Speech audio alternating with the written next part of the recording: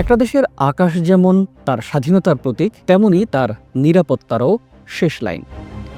বাংলাদেশের আকাশ এখন যেন শুধুই এক অনিশ্চয়তা। সময়ের সাথে তাল মিলিয়ে বাংলাদেশের আকাশ শক্তিশালী করতে পারেনি কোনো সরকারই।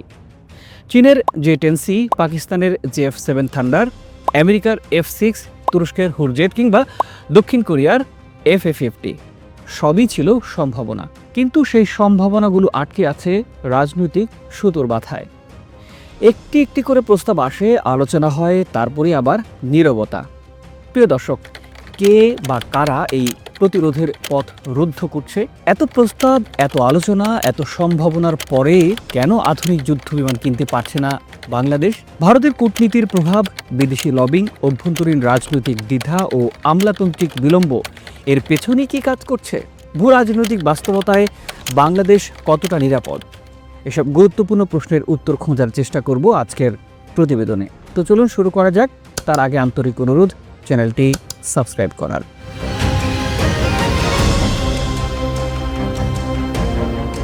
এখনকার যুদ্ধ আর সীমান্ত দিয়ে শুরু হয় না।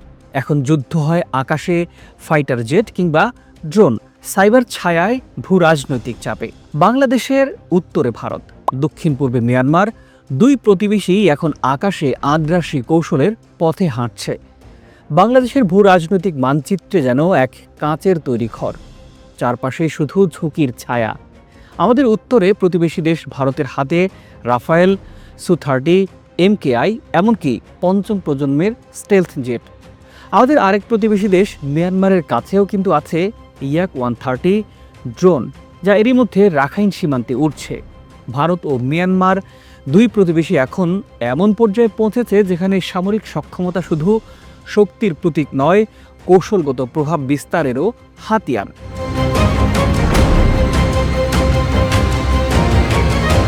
মিয়ানমারের রোহিঙ্গা সংকট যদি আবার দানা বাঁধে কিংবা জান্তা সরকার আন্তর্জাতিকভাবে চাপ কমাতে থাকে, তাহলে তারা যে বাংলাদেশের সীমান্তে আগ্রাসী আকাশ তৎপরতা দেখাবে না, তার গ্যারান্টি কোথায়?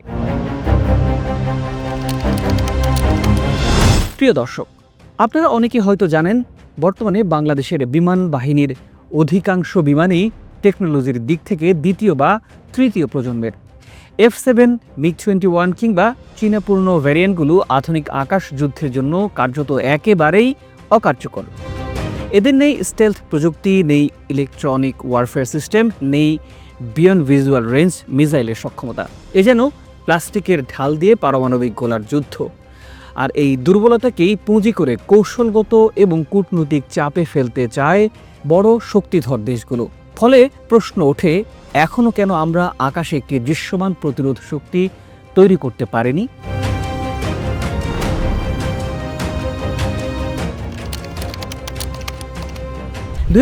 সাল থেকে চীনের পক্ষ থেকে একাধিক প্রতিযোগিতামূলক প্রস্তাব এসেছে।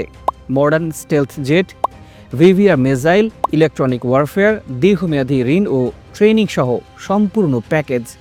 এমনকি একটি বিশেষ বাংলাদেশ ভার্সন অফারও করা হয়েছিল, যা পাকিস্তানের JF-7 থেকেও বেশ উন্নত।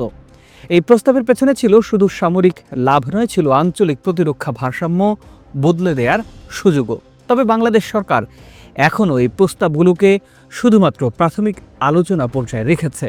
কিন্তু কেন? অন্তর্বর্তী সরকারের প্রধান চীন সফরে যাওয়ার পর চীনের প্রধানমন্ত্রী শি জিনপিং এর সাথে সৌহার্দ্যপূর্ণ বৈঠক করেছেন।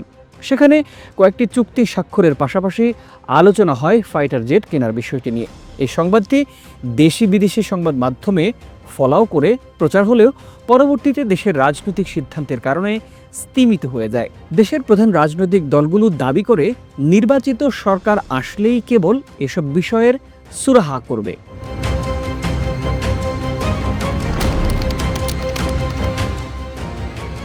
বিশ্লেষকরা বলছেন উত্তরটি লুকিয়ে আছে ঢাকার রাজনীতির ছায়ায়। এখানে এখন দেখতে হবে ভারতের ছায়ার উপস্থিতি। দিল্লির দক্ষিণ ব্লক ও গোয়েন্দা সংস্থা রনাকি ঘনিষ্ঠ কূটনৈতিক যোগাযোগ এবং তথাকথিত বন্ধুত্বপূর্ণ উপদেশের মাধ্যমে বাংলাদেশকে এই চুক্তি থেকে বিরত রাখছে। এমনকি বলা হয় এই চাপ কখনো আসে মৃদু অনুরোধের ভাষায়, আবার কখনো প্রশাসনের ভেতরে থাকা নির্দিষ্ট আমলাদের মাধ্যমে। যারা নাকি ভারত ঘনিষ্ঠ ভাবমূর্তি পোষণ করে। আর ঢাকায় নীরবতা কি রাজনৈতিক সংকোচ নাকি বিদেশি প্রভাব ইচ্ছাকৃত দেরি? তবে বিষয়টি এখানে থেমে নেই। এই অপ্রকাশ্য সিদ্ধান্তহীনতার সুযোগ নিচ্ছে প্রতিবেশী শক্তিগুলো। ভারত, মিয়ানমার এমনকি যুক্তরাষ্ট্রের স্ট্র্যাটেজিক অ্যানালিস্টদের কাছে এখন পরিষ্কার বাংলাদেশ নিজেদের প্রতিরক্ষা সক্ষমতা নিয়ে নীরব ভূমিকা পালন করছে। এই দ্বিধা শুধু প্রশাসনিক সমস্যা নয়, এটি এক রাজনৈতিক নিরাপত্তাহীনতা। চীনের এক সিনিয়র প্রতিরক্ষা প্রতিনিধি তার বিশ্লেষণে বলেছিলেন, আমরা শুধু যুদ্ধবিমান দিচ্ছি না, আমরা বাংলাদেশের আকাশ রক্ষায় ছাতা তৈরি করে দিতে সক্ষম। সিদ্ধান্ত বাংলাদেশ সরকারের।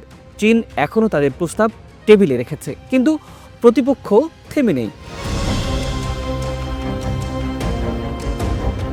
ভারতের গোয়েন্দা মহল চাইছে বাংলাদেশ যেন নিরপেক্ষভাবে কিছু না করে।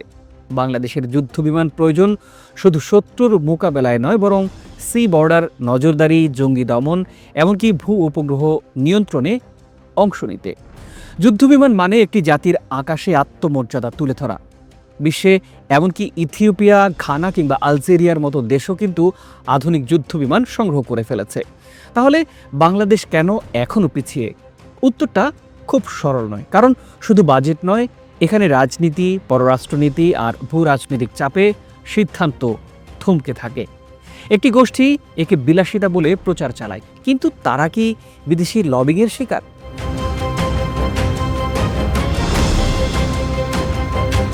প্রতিরক্ষাকে দুর্বল রাখতে চাওয়ায় সবচেয়ে খুশি হবে ভারত ও মিয়ানমার। আকাশে কোনো প্রতিরোধ নেই, পাল্টা আঘাতের সক্ষমতা নেই, সময়ের কাঁটা এগিয়ে যাচ্ছে। ভারত নতুন জেটের জন্য ফ্রান্সের সাথে পারচেজ অর্ডার সই করে ফেলেছে। মিয়ানমার তৃতীয় ধাপে আরও ইয়ার্ড আনছে। দক্ষিণ চীন সাগরে চীন ও আমেরিকার মধ্যে উত্তেজনাও কিন্তু বাড়ছে। এমন প্রেক্ষাপটে বাংলাদেশের আকাশ এখনও খালিই আছে, এরকম অনেকটা অনিরাপদ বলা যায়। ঢাকার নীতি নির্ধারকরা হয়তো ভাবছেন এখনও সময় আছে, কিন্তু এই ভাবনা হয়তো হবে ভবিষ্যতের সবচেয়ে বড় ব্যর্থতা। হতে পারে এক সন্ধ্যায় একটি শত্রু যুদ্ধবিমান যদি ঢাকা শহরের উপর দিয়ে উড়ে গিয়ে বান্দরবনে বোমা ফেলে, তখন প্রশ্ন উঠবে, কেন আমরা সময় থাকতে আকাশ রক্ষা করিনি? আর সেই উত্তর খুঁজতে খুঁজতেই হয়তো ইতিহাসও লেখা হয়ে যাবে নতুনভাবে।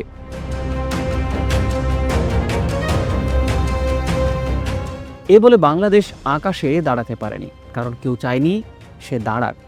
একটি জাতির আকাশ নিরাপত্তা শুধু প্রযুক্তি নয়, এটা তার স্বাধীনতার প্রতিচ্ছবি। এখন সিদ্ধান্তের সময়, নয়তো খুব দেরি হয়ে যাবে। প্রিয় দর্শক, এই বিষয়টি নিয়ে আপনার মূল্যবান মতামত জানতে চাই আমরা। নিশ্চয়ই কমেন্ট করে আপনার মতামত জানাবেন। আজ এ পর্যন্তই। ভালো থাকুন, সুস্থ থাকুন, দেখা হবে পরবর্তী ভিডিওতে।